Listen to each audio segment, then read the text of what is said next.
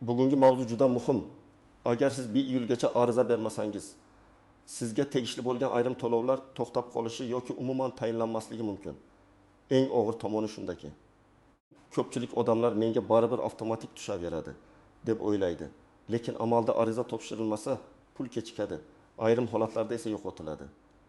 Bu ma'lumot pensionerlar, nafaqa oluvchilar, ijtimoiy yordamga muhtoj oilalar, subsidiya kutayotgan fuqarolar, bolalar puli yoki moddiy yordamga hujjat topshiradiganlar uchun ayniqsa dolzarb. Men bu videoda sizga oddiy tilda tushuntirib beraman. Avval tartib qanday edi? Hozir nimaga e'tibor berish kerak? Kimlar xavotir olishi kerak? Kimlar esa ortiqcha yugurib yurmasligi mumkin? Videoni oxirigacha ko'ring, chunki eng muhim xatolar va amaliy qadamlarni keyinroq aytaman. Hozir kanalga obuna bo'ling. Like bosib qo'ying, chunki bunday eslatmalar ko'p odamlarning pulini saqlab qoladi. Avval ko'p to'lovlarda odamlar bitta marta hujjat topshirardi. Keyin belgilangan muddat davomida pulini olib yurardi. Masalan, bir oilaga bolalar nafaqasi tayinlangan bo'lsa, ular bir necha oy davomida shu pulni olardi. Kimdir kommunal kompensatsiya olgan bo'lsa, kimdir moddiy yordam, kimdir subsidiyaga navbatga turgan bo'lsa, ko'pchilik bir marta ariza berdim, bo'ldi deb o'ylardi. Lekin hozir tartiblar ancha qat'iylashgan. Ko'p to'lovlar avtomatik emas, ariza asosida ko'rib chiqiladi.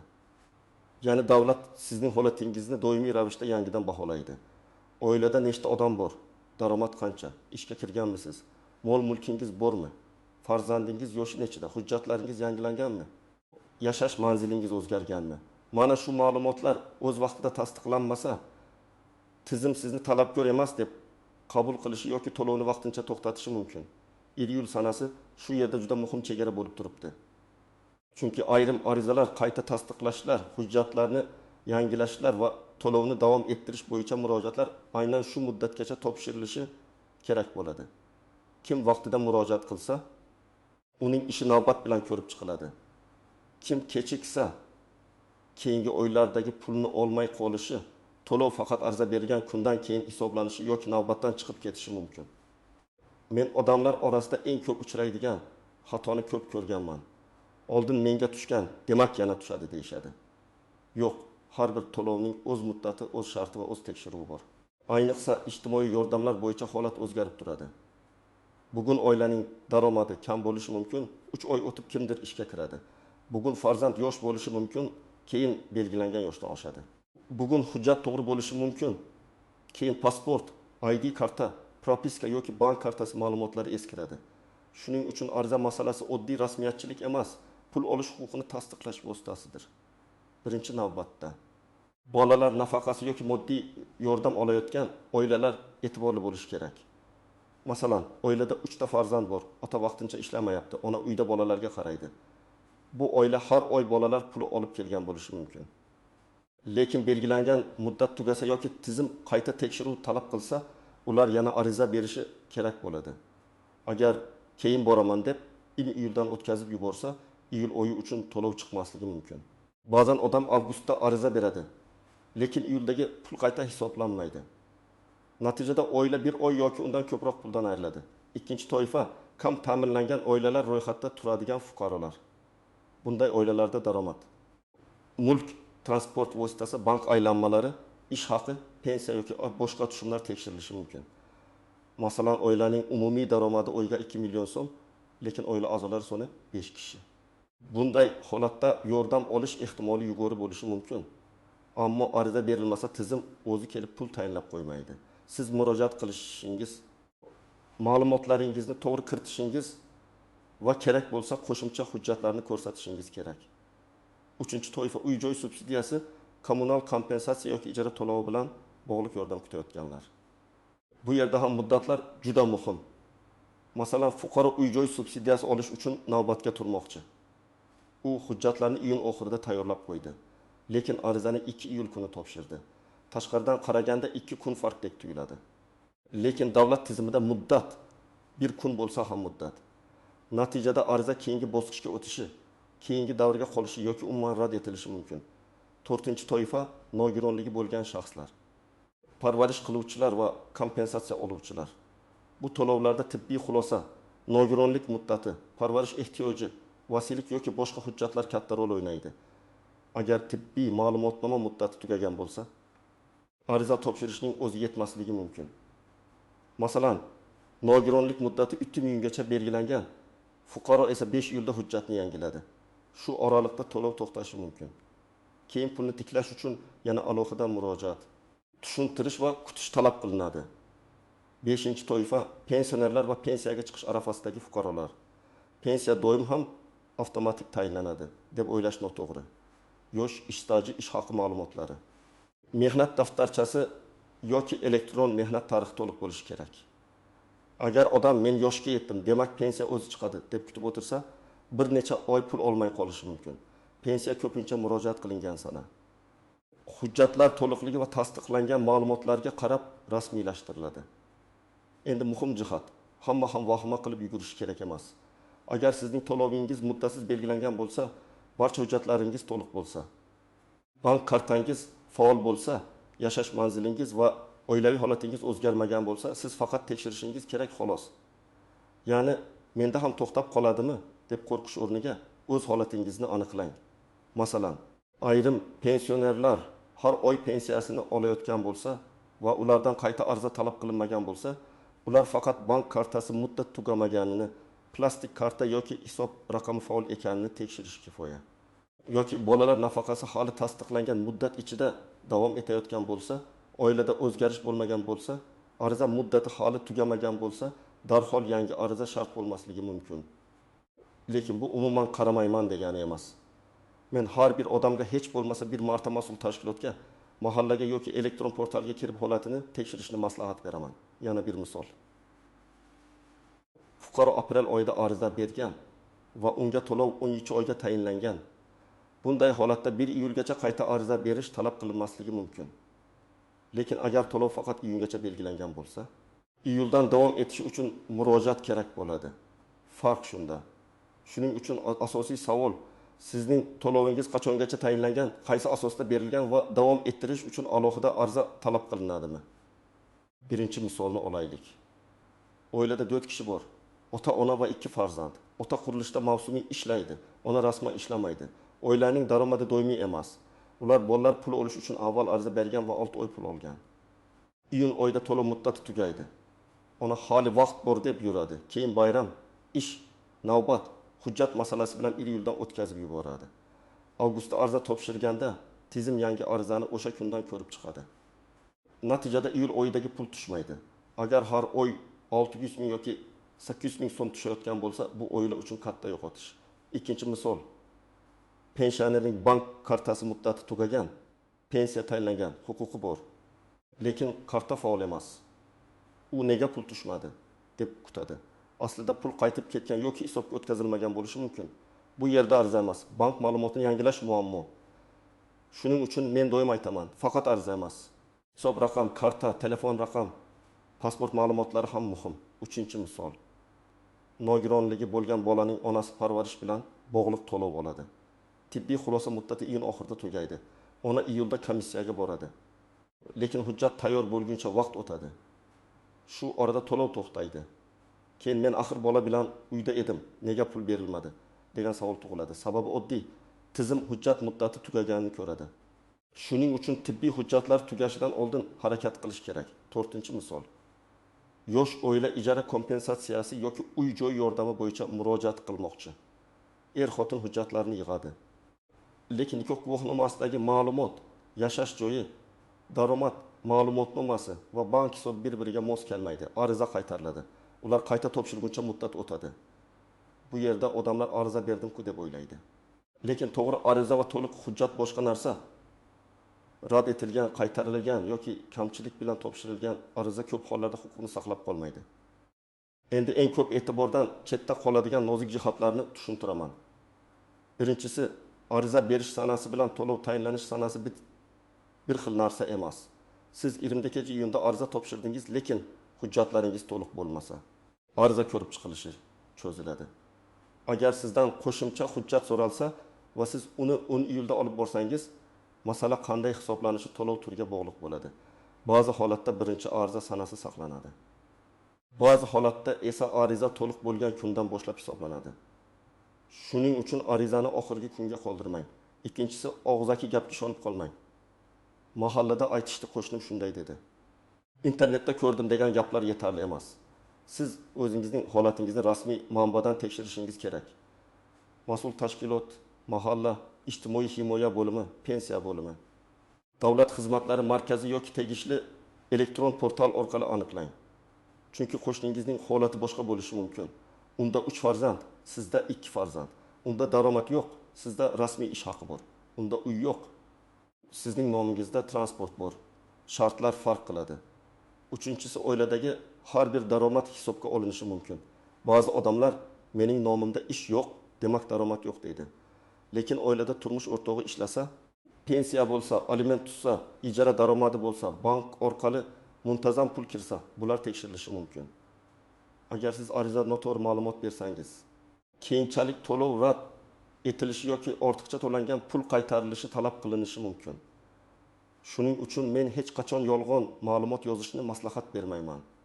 To'g'ri yozing, tushuntirish kerak bo'lsa, izoh bering. To'rtinchisi, hujjatdagi ism, familiya, tug'ilgan sana, JSHSHIR, pasport yoki ID karta raqami xatosi bo'lishi kerak. Bitta raqam xato bo'lsa ham tizim arizani topmasligi yoki boshqa ma'lumot bilan moslashtirmasligi mumkin.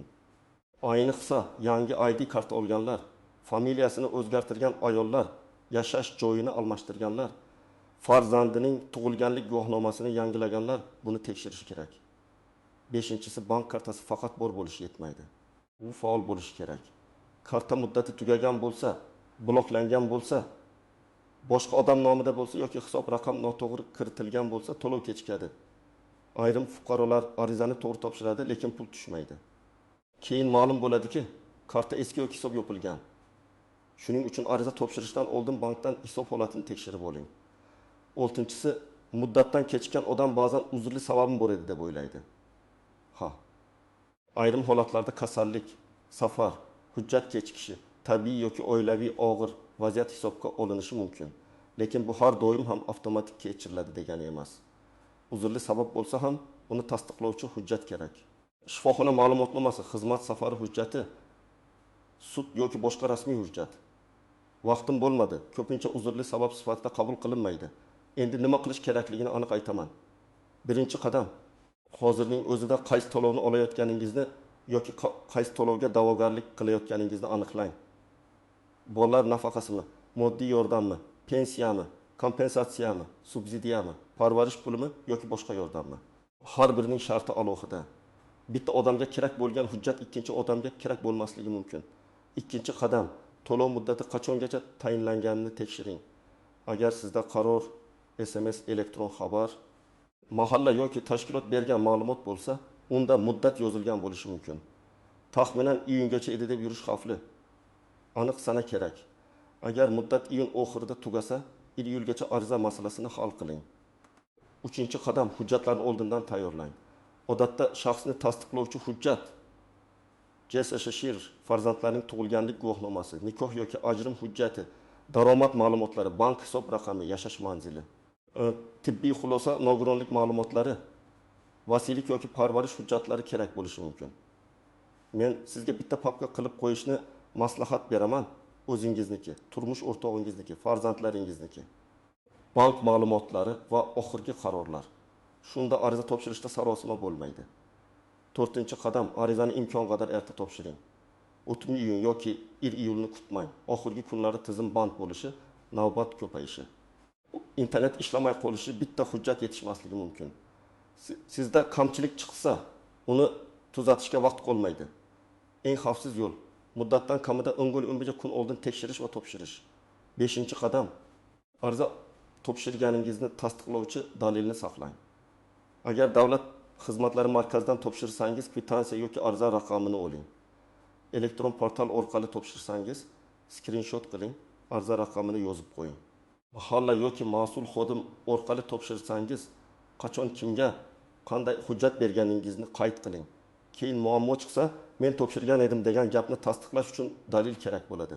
6-qadam. Ariza holatini kuzatib boring. Ariza topshirib unutib yubormang. Qabul qilindimi? Ko'rib chiqilyaptimi? Qo'shimcha hujjat so'raldimi? Rad etildimi? Tasdiqlandimi? Bularni tekshiring. Ba'zan odamga SMS keladi.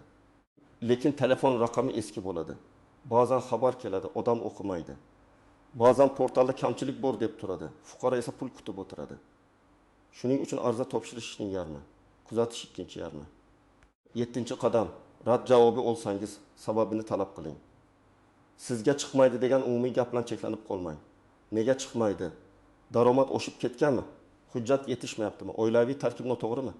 Bank ma'lumoti xatomi? Mulk sabab bo'ldimi? Sabab aniq bo'lsa, keyingi harakat ham aniq bo'ladi. Agar xato bo'lsa, tuzatasiz. Agar huquqingiz bo'lmasa, bekorga vaqt sarflamaysiz. Agar rad etish noto'g'ri bo'lsa, shikoyat qilish imkoniyatingiz bo'ladi. 8-qadam, oiladagi o'zgarishlarni yashirmang. Farzand tug'ildimi, kimdir ishga kirdimi, ajrim bo'ldimi, nikoh tuzildimi, manzil o'zgardimi? Nogironlik muddati uzaydimi yoki tugadimi? Bularning hammasi to'lovga ta'sir qilishi mumkin. O'z vaqtida xabar bersangiz, keyingi muammolardan qutulasiz. Yashirsangiz, keyinchalik ortiqcha to'langan mablag'ni qaytarish talabi chiqishi mumkin. Men amaliyotda ko'p uchratadigan birinchi xato oxirgi kunga qoldirish. Odamlar ariza berish 5 daqiqalik ish deb o'ylaydi. Lekin bitta hujjat yetishmasa, bitta ma'lumot tizimda chiqmasa, bitta raqam mos kelmasa ish cho'ziladi. Shuning uchun iyul oxirgi eslatma bo'lsa, sizning ishki muddatingiz 20 iyun bo'lishi kerak. Ikkinchi xato, boshqa odamning tajribasini o'ziga qo'llash. Qo'shningizga pul chiqqani sizga ham chiqadi degani emas. Qarindoshingizga rad bo'lgani sizga ham rad bo'ladi degani emas. Har bir oilaning daromadi, tarkibi, hujjati va huquqiy holati alohida baholanadi. Uchinchi xato, hujjatni topshirdim deb o'ylab, aslida arizani yakunlamaslik. Elektron portallarda ba'zan ma'lumot to'ldiriladi, lekin oxirgi tasdiqlash bosilmaydi. Davlat xizmatlari markazida hujjat olinadi, lekin kamchilik sabab qabul qilinmagan bo'ladi. Mahallada ma'lumot beriladi, lekin rasmiy ariza ro'yxatdan o'tmagan bo'ladi. Siz uchun eng muhim savol: arizamning raqami bormi va u qabul qilinganmi? 4-xato, bank kartasini boshqa odam nomiga berish. Ayrim to'lovlarda pul aynan talabgorning yoki qonuniy vakilning hisobiga tushishi kerak bo'ladi. Agar karta qarindosh nomida bo'lsa, to'lovda muammo chiqishi mumkin. Shuning uchun kimga to'lov tayinlansa, o'sha shaxsning hisob ma'lumotlari to'g'ri ko'rsatilgani ma'qul. 5-xato, rad javobidan keyin jim turish. Agar siz rostdan ham huquqim bor deb hisoblasangiz, rad sababini o'rganing, xatoni tuzating, qayta murojaat qiling yoki yugurib tashkilotga shikoyat yozing. Lekin shikoyat ham hissiyot bilan emas, hujjat bilan yoziladi. Menga pul kerak deyish yetarli emas. Mana oilaviy daromadim, mana farzandlarim, mana tibbiy hujjatim, mana oldingi arizam. Rad sababi noto'g'ri deb asos ko'rsatish kerak. Siz birinchi navbatda o'zingiz yashaydigan hududdagi mahallaga murojaat qilishingiz mumkin. Mahalla ko'pincha oilaviy tarkib, ijtimoiy holat va yordamga ehtiyoj bo'yicha dastlabki ma'lumotlarni tushuntirib beradi. Lekin faqat og'zaki gap bilan cheklanib qolmang. Qaysi tashkilot arizani qabul qilishini aniq so'rang. Davlat xizmatlari markazi orqali ko'p xizmatlarni rasmiy topshirish mumkin. Bu yerda siz ariza raqamini olasiz, hujjat topshirilgan sana qayd etiladi. Agar elektron xizmat mavjud bo'lsa, portal orqali ham murojaat qilish mumkin. Elektron murojaat qilganda telefon raqamingiz faol bo'lsin, SMS kodlarini o'zingiz ko'ring, boshqa odamga ishonib topshirganda ham yakuniy tasdiqni tekshiring. Pensiya masalalarida pensiya bo'limi yoki tegishli jamg'arma organlariga murojaat qilinadi. Nogironlik, tibbiy xulosa, parvarish va reabilitatsiya bilan bog'liq to'lovlarda tibbiy ijtimoiy ekspertiza va ijtimoiy himoya organlarining roli bo'lishi mumkin. Subsidiyalar bo'yicha esa turiga qarab alohida idora javobgar bo'ladi.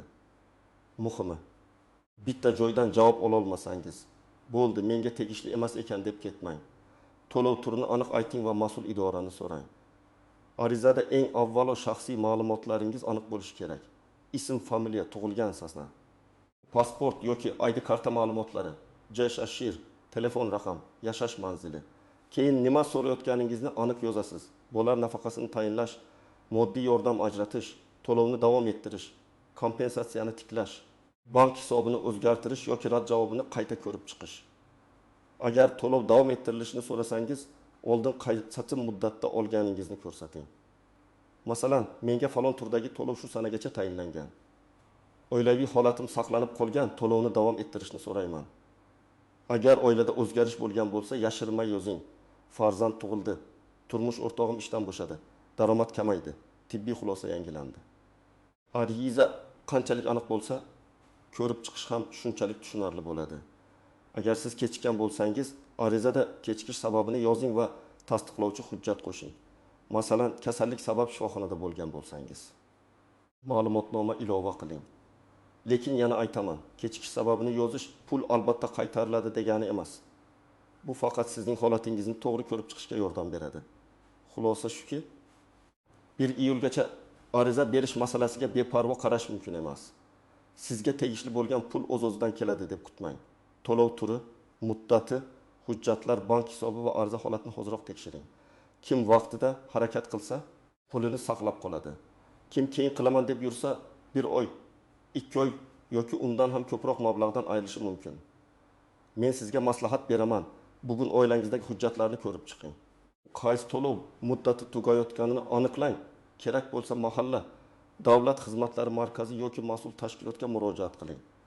Ariza raqamini oling, dalillarni saqlang, holatni kuzating. Bu oddiy qadamlar sizni katta yo'qotishdan asraydi. Agar sizda shu mavzu bo'yicha savol bo'lsa, izohlarda yozib qoldiring. Qaysi to'lov bo'yicha ariza bermoqchisiz? Qayerda muammoga duch keldingiz? Sizga rad javobi berildimi yoki pul kechikyaptimi? Men keyingi videolarda eng ko'p berilgan savollarni alohida tushuntirib beraman. Video foydali bo'lgan bo'lsa, like bosing, yaqinlaringizga yuboring va kanalga obuna bo'ling. Chunki bitta eslatma ba'zan butun oilaning bir oylik daromadini saqlab qoladi.